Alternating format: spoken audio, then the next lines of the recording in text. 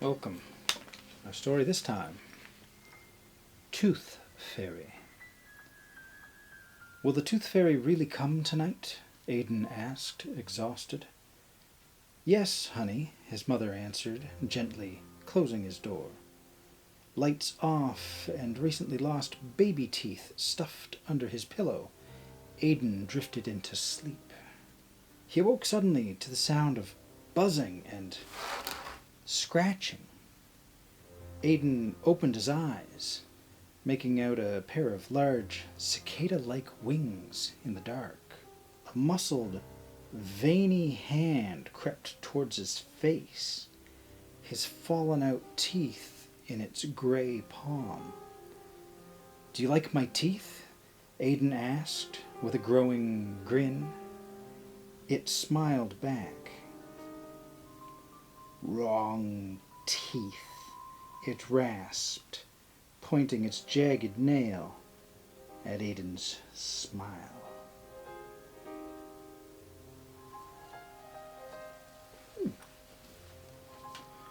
Short and very much sugary sweet. So much so that it might be bad for the teeth, that story.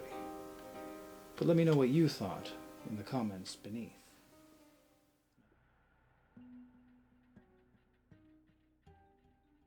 Today's story. I hate horror stories now. I've always loved horror. Movies, books, podcasts, you name it. The sicker, the better. My friend from work, Spence, however, didn't, whatever. From the moment he found out about my obsession with horror, he was disgusted. Every time we saw each other, he would ask me questions like, what enjoyment do you get out of it? And how can you like to watch other people suffer? I came up with some BS answer, and how we're all fascinated by our own mortality. But the truth is, I don't have any idea why I love it. I just always have. Anyway, as time goes on, I introduce him to a Reddit page called Two Sentence Horror. For some reason, this sparks an interest in him. He starts writing these 2-sentence long horror stories. Imagine my disbelief when Spence, who hates horror, starts writing his own horror stories. He even mentions his wife is grossed out by his horror stories. I laugh and don't think too much of it. My wife jokes all the time about how I come up with my own horror. His stories become increasingly disturbed. I mean, some real sick stuff. Cannibalism, child endangerment, suicides. I supported these because, it's horror, you know? But I guess this is the point where I should have realized this was like hypothermia of the mind.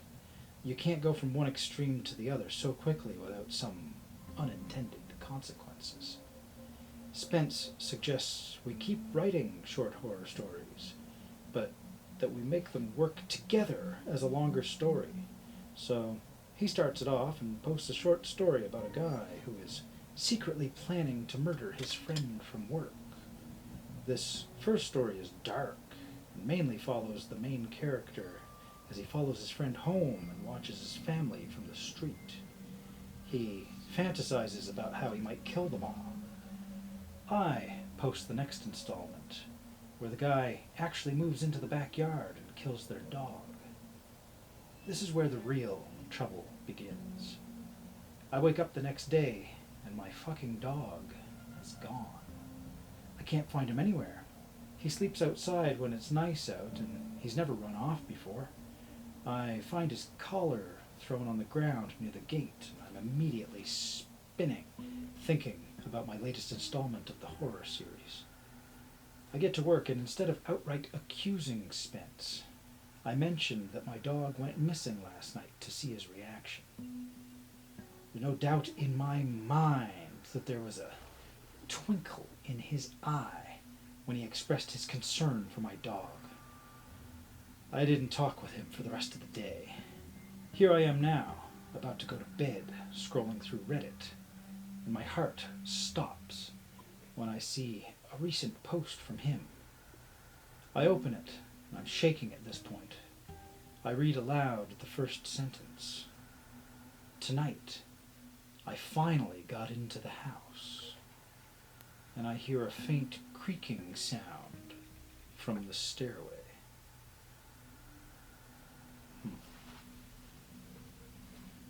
Well, far be it for me to say that not all minds are prepared for horror. But what do you think of this story? And what would you do in that situation? Please tell me in the comments beneath.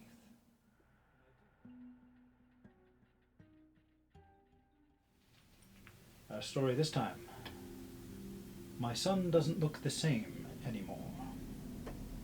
My wife has been a plastic surgeon for 6 years. We married only 6 months after meeting. She joked that she only married me for my perfect features. No good plastic surgeon would ever touch your face, she would say. That's why I married you.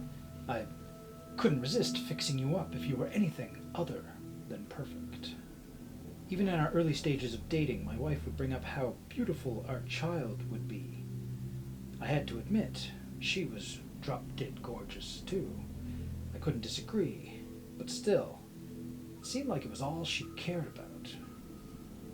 Our baby boy arrived several months after we married. I'll never forget the look on my wife's face when she held Jaden in her arms for the first time. I swore it was a look of disgust.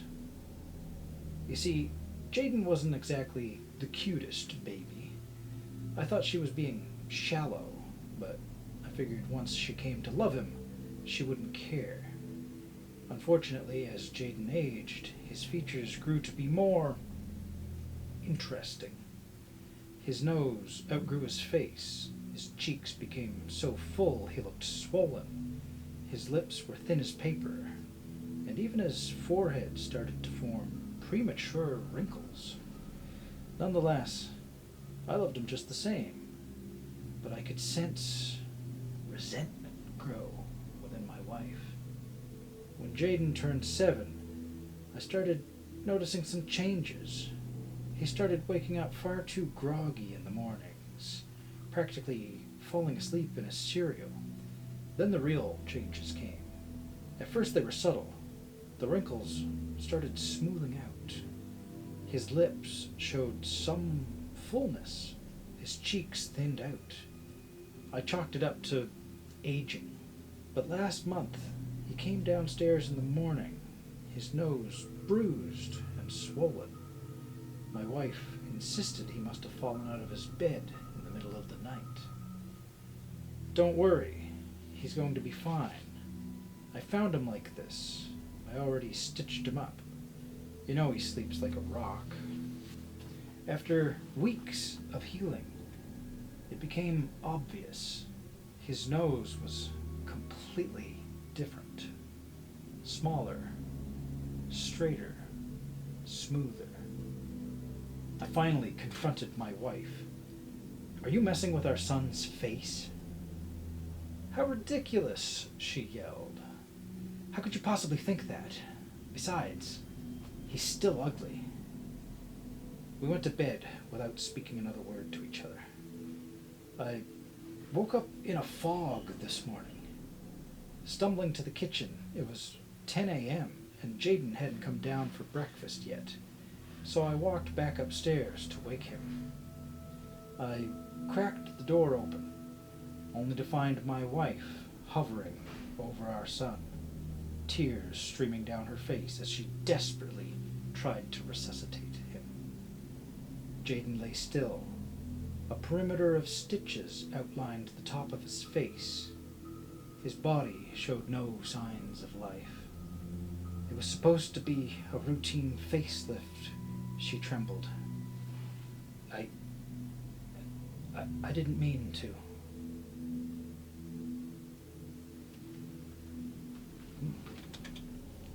A tragic short tale. Beauty is in the eye of the beholder. Some beholders think they can play God. Let me know what you thought of this story in the comments below. And if you really liked this story and have not done so already, please consider subscribing. It would help the channel grow. I do hope you'll join me in the future for more Frail Blaze tales.